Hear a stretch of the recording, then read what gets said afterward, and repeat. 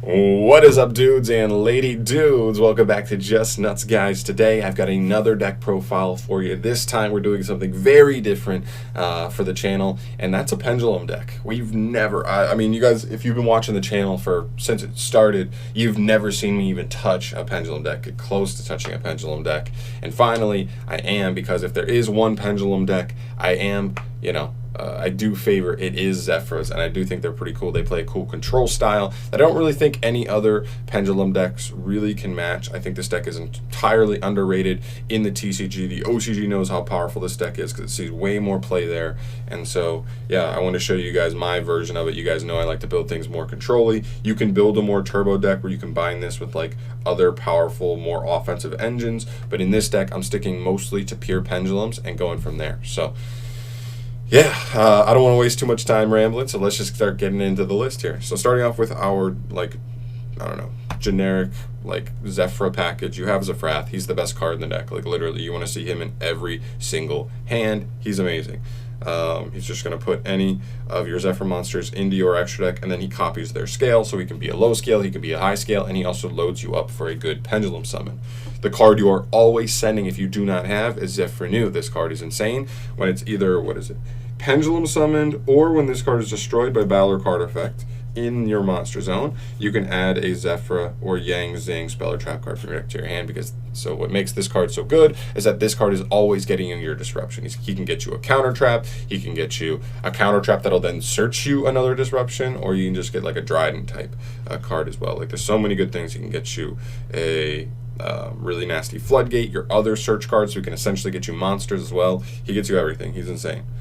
Next up, we have two copies of Zefraxi. This card is mainly only here, so one, it gives you low scale, because a lot of your combos are just like 2-card combos. It's just like any way to get the Zefrath and any low scale can actually get you to a lot of your combos. And there are other ways to do it too, but it may take like a third card. But that's what's so good about this deck, is you can open up so many different things. Just that one requisite, the one prerequisite is Zefrath. He needs to be there, so that's why he's the best. But yeah, this card's pretty cool when it's like pen summoned or special summon from the main deck. You can just make a Yang Zing a tuner.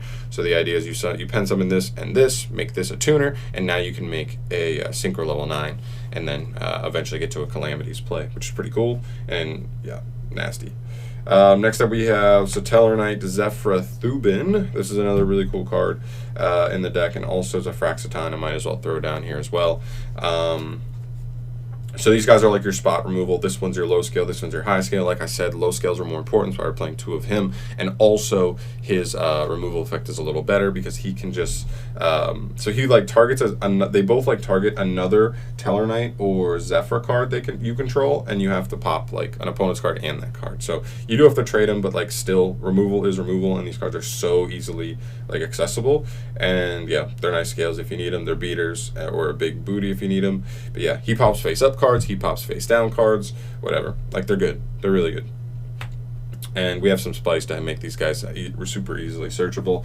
We also have Ritual Beast Tamer Zefra Wendy chilling here as well. She's a recursion card. She says if she's normal or pendulum summoned, you can just add a face-up Zefra monster from your extra deck back to your hand. So getting stuff back to the hand specifically, so you don't have to worry about opening up zones for your pendulum summon, or getting stuff back where maybe as a follow play on the next turn, you're worried your opponent's going to go after your scale, so you'll be able to reestablish scales or something.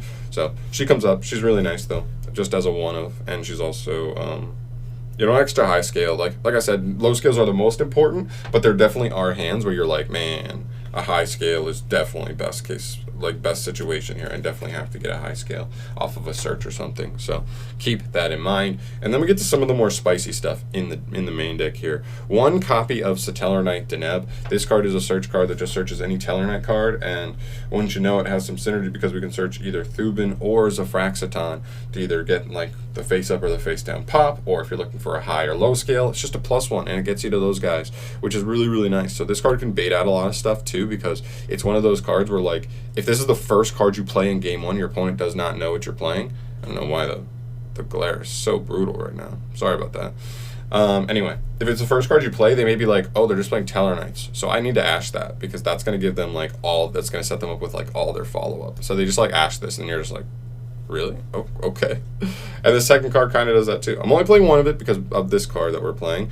this package, 3 copies of Madolche Magellan and 1 copy of Madolche Petting Sessor. I only have 2 at the moment. I need to get the other 2 because I sold my original print copies a while ago, and then I got this reprint when I opened Dual Overload. But yeah, the idea here is these are just a free rank 4, and Zefra is a rock. So Gallic Granite just gets you access to the best starter in your deck, and this deck doesn't care about its normal summon. So you can use your normal summon to get you access to anything else that you might want, which is pretty dang cool, in my opinion.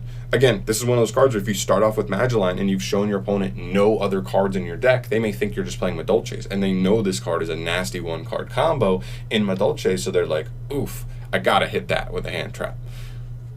And then you're just like, please and thank you. And then the rest of your hand is free to go, like, after the Ash. So pretty dang cool. You can also just, like, I also play like a small, like, rank 4 package, just because both of these as your normal summons and extender help you get into that. This is a pendulum deck, so, like, I believe, like, Ash Blossom is the only card that, like, that we play that, like, can potentially end up in the graveyard, like, early to, like, kind of turn off petting.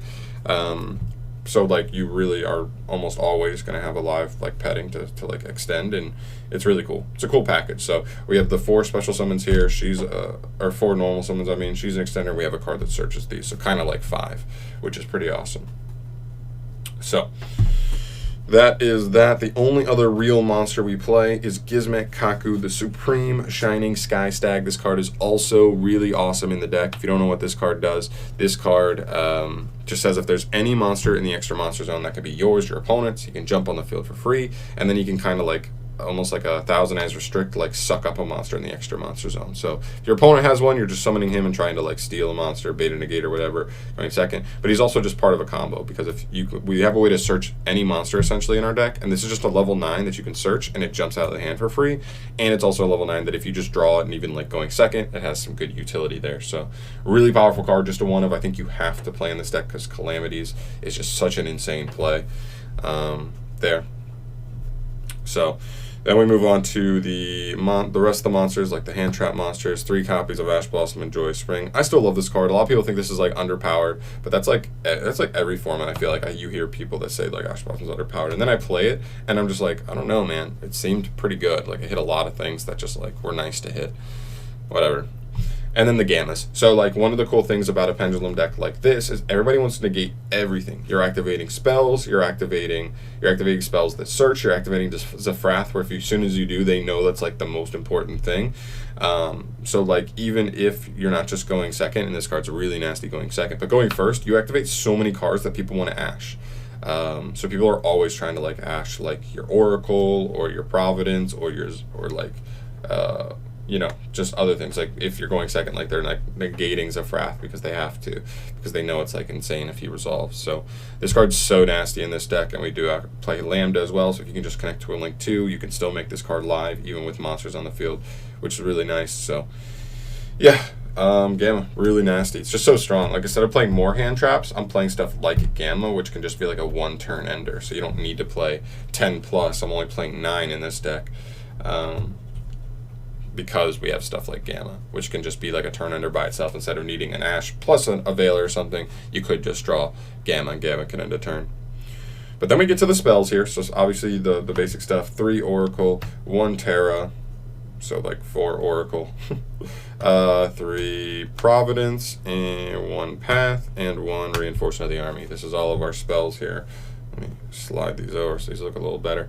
Okay, long story short, this searches any monster, any Zefra monster. This searches any Zefra card, which means it can also search Oracle, which is really awesome because opening these like 7 cards gives us access to our Calamities play. Zefra Path is an insane floodgate card that just says while you have like 2 Zefra scales set up, this card says like neither player can special summon from the main deck or from No, they can only summon from the extra deck or the hand. So they can't summon from grave, they can't summon from main deck. So I know that sounds like kind of weird, but like it shuts off a lot of stuff. I mean, it's stuff like if you're playing versus Eldritch, they cannot special summon Golden Lord from the deck. So Scarlet Sanguine and Black Awakening are turned off. They have to either just like hard draw into him, and even if they do, they can't summon him from grave either. So they have to like use a bunch of resources like summoning him like with his own effect and stuff, even if they get to him. And if they don't get to him, they literally like can't get to him, and those cards are just like dead in the back row. So it's like pretty cool.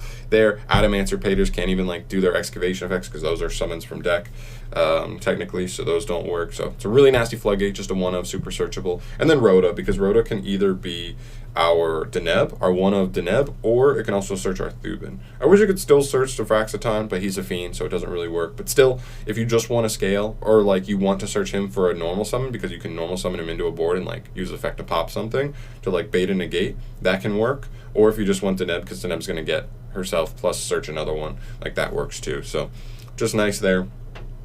But yeah, so the most busted thing about Oracle, I just want to bring this up. If you don't know about the Calamities play, this card says if you would synchro summon using a Zefra monster as material, you can then take one monster and just place it on the top of your deck. So the idea here is if you make Crocosaur, at any point you can he draws a card on summon, so you chain link them. So you just go like Crocosaur chain link 1, Oracle chain link 2. Oracle will stack any monster on your deck, and then Crocosaur will draw it. So essentially that combo just searches any monster in the entire game, which is really nasty.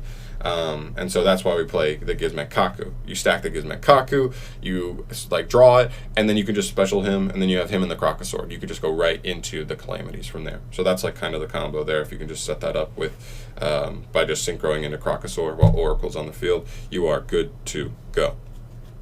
That's it for our spells. Our traps are pretty basic here. Finishing up here, 3 impermanents. I really like this just because of Adamancer is so scary. To me, it's the scariest deck in the game. And yeah, so I think like what it is this card just doesn't get stopped by Guardian, and that's it. Like that's why it matters. So I like that. And then we finish up with our Zefra traps: 1 Zefra Divine Strike, 1 Pillars of the Yang Zing, 9 pillars, and then 1 Zefra War. If I was playing more than 40 cards, I would think about bumping these up just because it is nice to be able to grind and just like use multiple of these. I would maybe play like a second Strike or something, or maybe a second War. I do like War a lot. But yeah, they're really good. They're not even once per turns too, so if you wanted to play more, that is up to you. I would consider playing 1 more. I think 5 is probably too many, but 4 is something I would definitely consider, and I will consider going forward. But they're really nasty, like because if you use 9 pillars, it destroys a Zefra monster, or a Yang Zing monster, I should say. So you could use this to negate something, and pop your Zefra New, and then Zefra New can search you Zefra War, and then Zefra War can be activated from hand as long as you have scales. So like, so nasty. Like it gets you like an Omni negate and just like a dry pop. Like it's so strong. So yeah, that's what I love about the deck, is it's a Zefra deck that plays traps legitimately. And that is it for the main deck. 30 cards as per usual. Ton of consistency in there. This deck is super consistent. I love it. All right, let's get into the extra deck here. There's going to be a lot of stuff that's pretty cool. So Psyframe Lord Lambda, this card is just for if you can put enough materials on the board and you just like draw into a gamma at some point, or maybe it was you had to play to make it dead, you never really needed it, but you want to make it live just in case. There you go, make the Lambda, works there, that's pretty good. Then we have 1 copy of Asa, the Earth Charmer, immovable. This is just because, like, weirdly, like the Zefra stuff is a lot of Earths, like 3, 4, 5, 6, 7, 8, 9, 10, 11, 12. Like with the Madolches, you're playing like 12 monsters that are Earths, and they're searchable. So like there's a ton of Earths, so this card can be pretty cool. Search you some other cards on the follow-up and just revive stuff, help you link climb.